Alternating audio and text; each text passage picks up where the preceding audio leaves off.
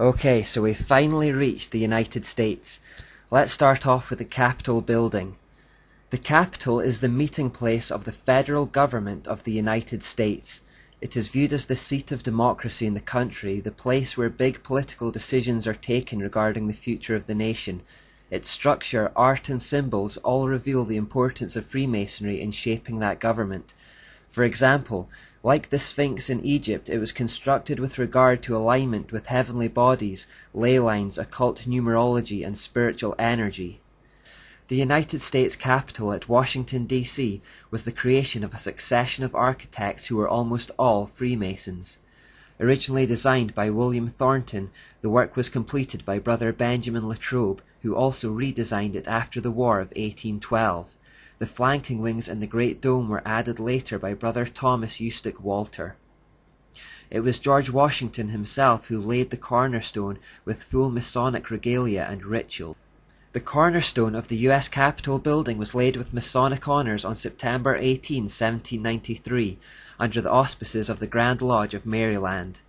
At the ceremony, President George Washington presided. Worshipful Brother Washington was assisted by Joseph Clark, Grand Master of Maryland, Elisha C. Dick, Master of Alexandria Lodge No. 22 of Virginia, and Valentine Reinsel, Master of Lodge No. 9 of Maryland. Not just the Capitol, but the geographical layout of the whole of Washington, D.C. was carefully designed, and the Capitol itself is just one component.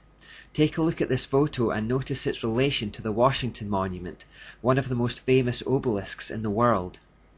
Notice how similar this is to the Vatican's layout. This exact same layout can be found in Paris also and many other cities. Why this configuration? The key to this is perhaps the dome, which dominates these buildings. In many ancient cultures, the dome shape represented the female principle or the womb. When you have the male principle, which is the obelisk, connected to the female principle, it was believed by occultists that a third entity, a kind of spiritual energy, is produced. We've already seen that idea in the square and compass logo. In occultism, the idea is also quite prevalent that certain shapes and colors either create or diffuse energies.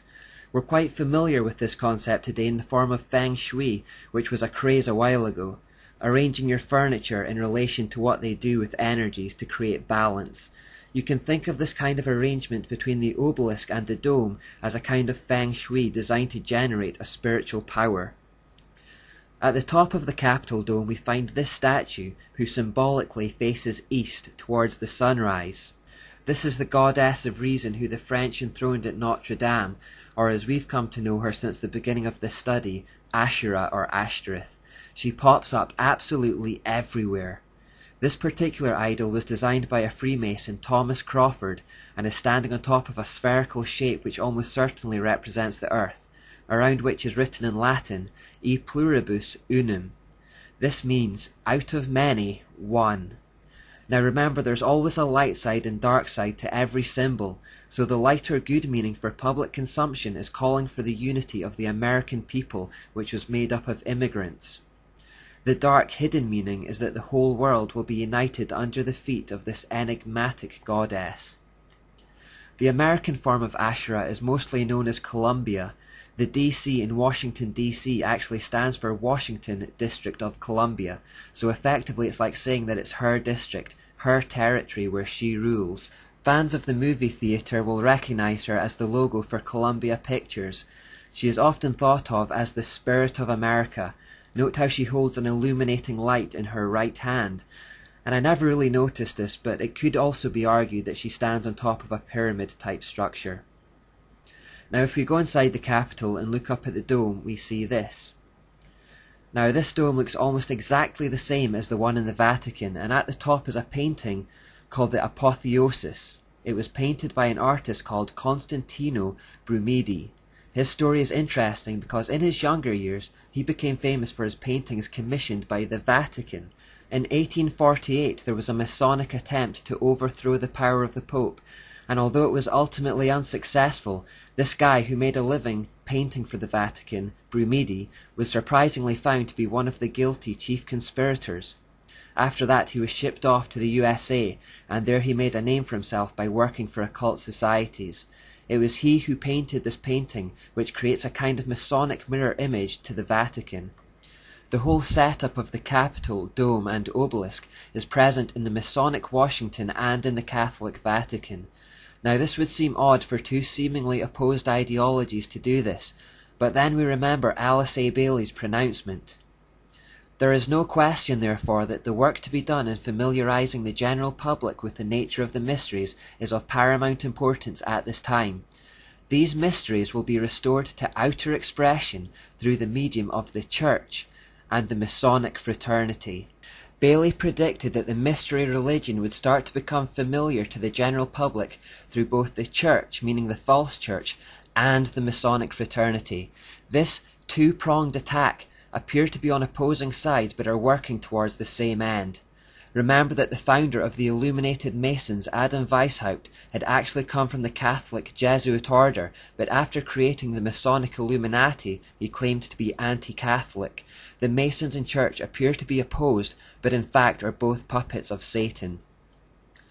Now the definition of apotheosis is the exaltation of a subject to a divine level.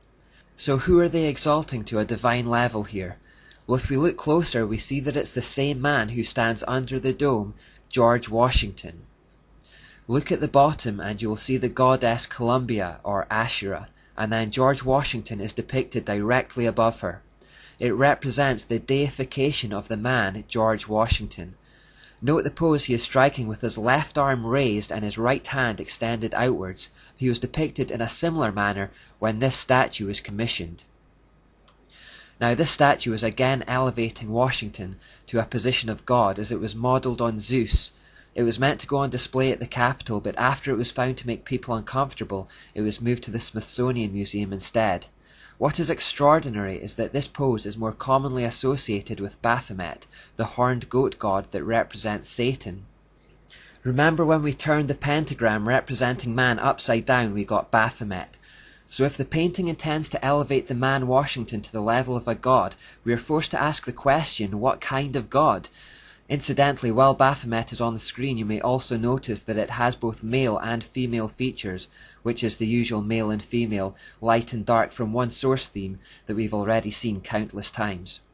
If we go back to the painting one more time, we see that the other figures that surround Washington are also ancient gods and goddesses from pagan mythologies, the likes of Atlantis, Venus, Vulcan, Ceres and Minerva, all in reality just demons looking for worship. Directly beneath the dome is the Capitol's crypt, and on the center of the floor there is a bronze sun symbol. This symbol is geographically the literal center of Washington, D.C., and all street addresses are attributed in relation to it. You will actually find many pagan gods littered all around the Capitol building. This is just one final example representing Mars to be found near the entrance.